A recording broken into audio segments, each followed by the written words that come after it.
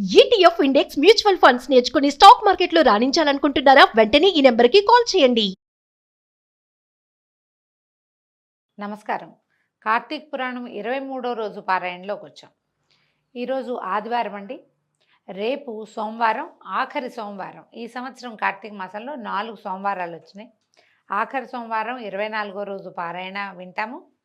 ఆ రోజున ఇప్పుడు ఈ 3 సోమవారాలు ఉపవాసాలు ఉండలేని వాళ్ళు ఆఖరి సోమవారమైన రేపటి రోజునైనా ఉపవాసం ఉండటం మంచిది. సాధారణ ఉపవాసం చేయొచ్చండి. పగలు పొద్దున్నే సూర్యోదయానికి ముందే లేచి స్నానం చేసేసి అలారం పెట్టుకుని లేచి స్నానం చేయటమే. ఆఖరి సోమవారం కాబట్టి స్నానం చేసి దేవతార్చన, దీపారాధన, ఇంట్లో దీపారాధన చేసుకోవటం.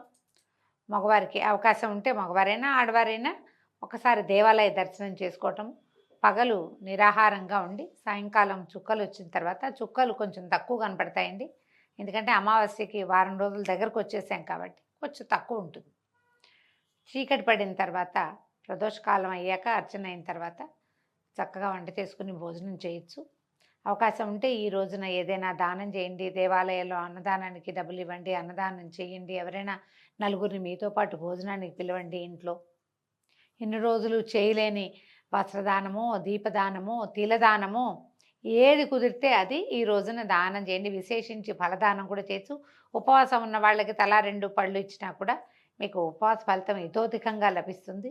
అవకాశం ఉన్నవాళ్ళు ఈ ఆఖరి సోమవారాన్ని సుసంపన్నం చేసుకోండి. అయితే మొదటి ఏకాదశి లాగానే ఈసారి ఏకాదశి కూడా సోమవారం అనంతరం రోజే వచ్చిందండి. అయితే సోమవారము లేదా ఏకాదశి మొత్తం రోజంతా ఉపవాసం ఉండాలి, మన వల్ల కాదని అనుకుంటే కనుక విశేషమైన కార్తీక సోమవారం నాడైనా ఉపవాసం చేసుకోండి. ఇంకా పారాయణలోకి వద్దాం. ఇప్పుడు ఈ బృందాదేవి ఒక ముని దగ్గరికి వెళ్ళిందని ముందు భాగంలో చెప్పుకున్నాం. నిజానికి చాలా పరాక్రమవంతుడు జలంధరుడు. అతను అప్పటికే త్రిలోకాధిపతిగా ఉన్నాడు. భూమిని జయించాడు, పాతాళాన్ని జయించాడు, స్వర్గాధిపత్యాన్ని చేపట్టాడు. సాక్షాత్తు లక్ష్మీనారాయణలని తన ఇంట్లో నివాసం ఉండేలాగా చేసుకున్నా కూడా చివరికి అప్పుడు ఇంత బలపరాక్రమాలు ఉన్నవాడికి ఏమవుతుందో అన్న భయం బృందాదేవికి ఎందుకు వచ్చిందంటే, ఈసారి ఈయన చేసిన పనేమిటి? విష్ణువుతో కొంత యుద్ధం చేసి తర్వాత ఇంకా యుద్ధ విరమణ అయిపోయింది. ఇప్పుడు సంహారక శక్తి అయినటువంటి పరమేశ్వరిని ఆయన భార్యను కోరి మరీ ఈ యుద్ధానికి తెగబడ్డాడు. పరమేశ్వరుడితో యుద్ధం అంటే ప్రపంచంతో యుద్ధం. అది ఇంత పెద్ద యుద్ధానికి వెళ్ళేసరికల్లా ఆమె భయపడి తన భర్త ప్రవర్తన సరైంది కాదు కాబట్టి ఒకవేళ ఏదైనా ఆయనకి కీడు వస్తుందేమోనని భయపడి ఎవరినైనా సలహా అడగాలని అనుకుంది. అయితే ఆ సమయంలో పాతాళంలో ఒక ముని ఒక ఆయన వేయించేసి ఉన్నాడని సఖుల ద్వారా తెలుసుకుని, ఈవిడికి ఏ ఋషులు మునులు అందుబాటులో లేరు, ఎందుకంటే ప్రపంచం అంతా యుద్ధంలో ఉంది, లక్ష్మీనారాయణ ఇంట్లోనే ఉన్నారు, ఇంకా వాళ్ళని అడగదలుచుకోవాలి. ఆవిడ వెళ్ళి ఎవరో ఋషిని ఆశ్రయించాలనుకుంది. ఫలానా ఎవరో ఒక ఋషి గారు ఉన్నారు, ఆయన చాలా అద్భుతంగా చెప్తాడని ఒక మాయ వల్లే అదంతా జరిగింది. విష్ణువు యొక్క మాయోపాయంతో ఈవిడ ఆ మునిగారిని చూడ్డానికి వెళ్ళింది. వెళ్తే అదొక దట్టమైన అడవి ప్రాంతం, ఇంచుమించుగా ఒక ఉద్యానవనంలాగా ఉన్నది, కేళీవనంలాగా ఉంది. అక్కడికి వెళ్ళేసరికి ఆ ఋషి ఒక ఆయన చక్కగా అక్కడ తపస్సు చేసుకుంటూ, మనోహరమైన స్వరూపం కలిగిన ఋషి తపస్సు చేసుకుంటున్నాడు. ఈమె పోయి ఆయన దగ్గరికి వెళ్ళి చెప్పింది, నేను జలంధరుని భార్య అయిన బృందని, కాలనేమి నా తండ్రి, నా భర్త పరమేశ్వరుడితోటి యుద్ధం చేస్తున్నాడు, సమస్త దేవగణాలు, తర్వాత నందీశ్వర, విఘ్నేశ్వర, సుబ్రహ్మణ్యేశ్వర గణాలు కూడా ప్రమథగణాలతో కలిసి నా భర్తతోటి యుద్ధం చేస్తున్నాయి. ఈ యుద్ధంలో ఆయనకి ఏదైనా కీడు పడుతుందేమోనని నాకు ఒక శంకగా, భయంగా ఉంది. ఎప్పుడూ లేనిది కళ్ళు అదురుతున్నాయి, భయం వేస్తుంది, చేతిలో వస్తువులు పడిపోతున్నాయి.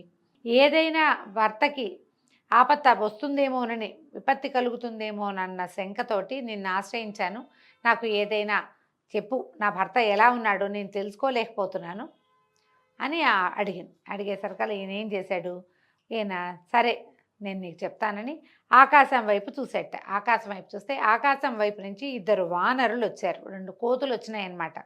ఈ వచ్చిన వానరులతోటి ఈయన ఒక ఆజ్ఞాపించాడు కనుబొమ్మలతోటి, యుద్ధానికి వెళ్ళి అక్కడ పరిస్థితి ఏంటో తెలుసుకో, జలంధరుడి స్థితి ఏమిటో తెలుసుకోండి అని కంటితోటే, నోటి వాక్యాలతోటి కాదు, కంటితోటే ఆజ్ఞాపించాడు.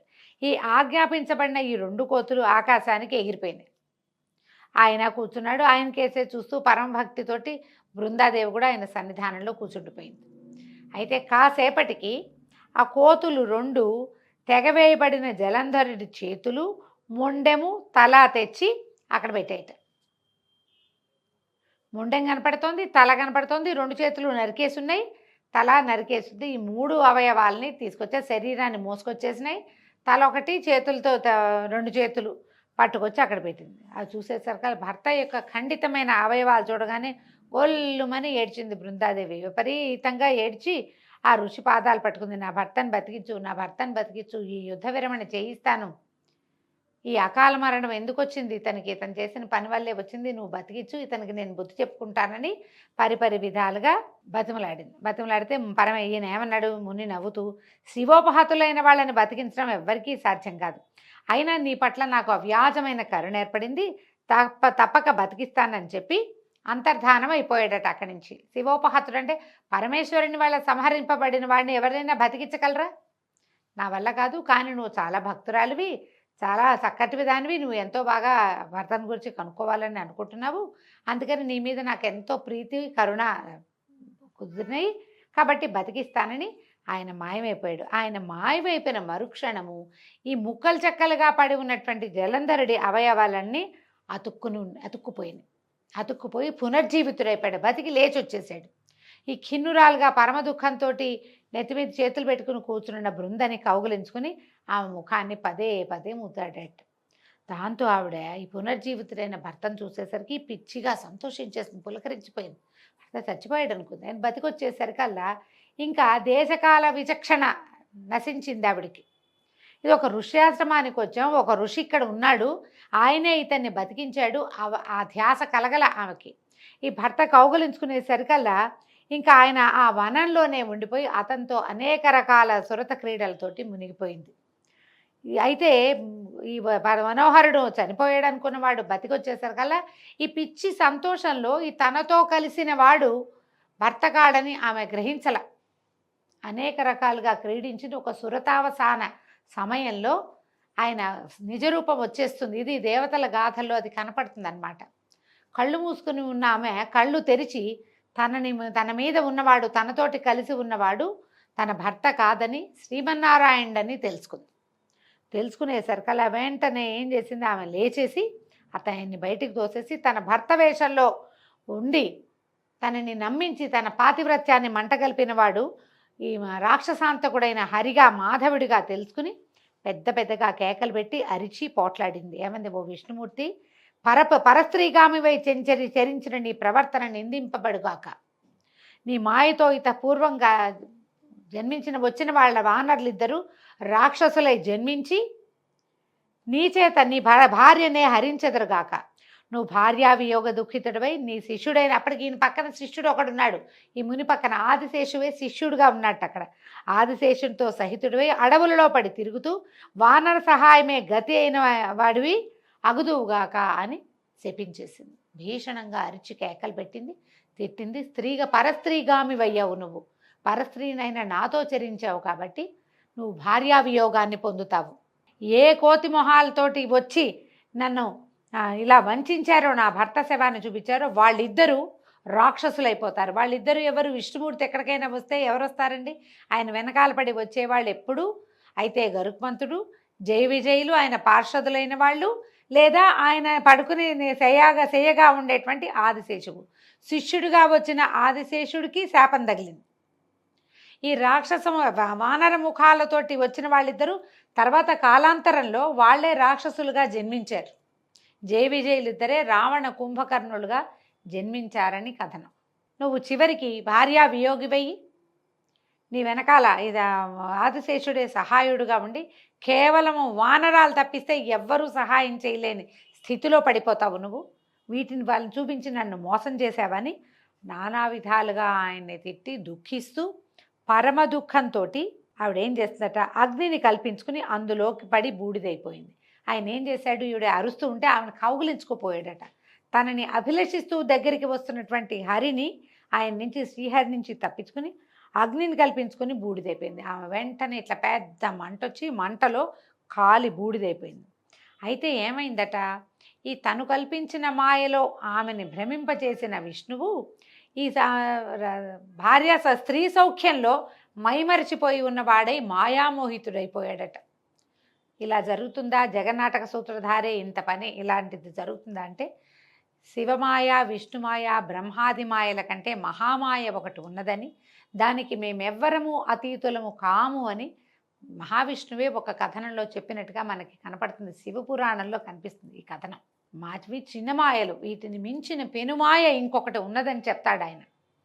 విష్ణుమాయ కంటే అతీతమైనటువంటి పరమేశ్వరి మాయకి లోబడిపోయి ఆయన విపరీతంగా దుఃఖాన్ని పొందాడట. ఈ తాను కోరుకుంటున్న స్త్రీ బూడిదైపోయేసరికల్లా ఆ బూడిదని, ఆ చితాభస్మాన్ని ఒంటికి పూసుకుని ఆమె కోసమే దుఃఖించడం మొదలుపెట్టాడు. తాను ఎవరన్నది ఒక్క క్షణం పాటు మర్చిపోయాడట మహావిష్ణువు కూడా.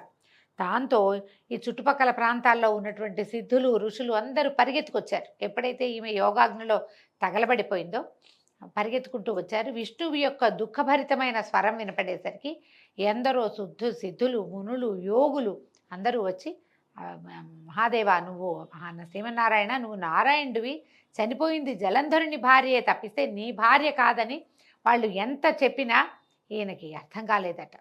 ఈ బృందా మరణ మాయలో చిక్కుకుపోయి ఉన్నాడు ఆయన. శాంతిని పొందలేకపోయాడు. అశాంతితో అల్లాడిపోతున్నాడట ఆయన. అలా నడుచుకుంటూ వెళ్ళిపోతున్నాడు. దుఃఖంతో ఏడుస్తూ ఆమె చితాభస్మాన్ని ఇలా గుప్పెళ్లతో పట్టుకుని ఉన్నాడట. దాన్ని గుండెలకి, ఒంటికి రాసుకుంటూ ఎక్కడికో నడిచి వెళ్ళిపోతున్నాడు.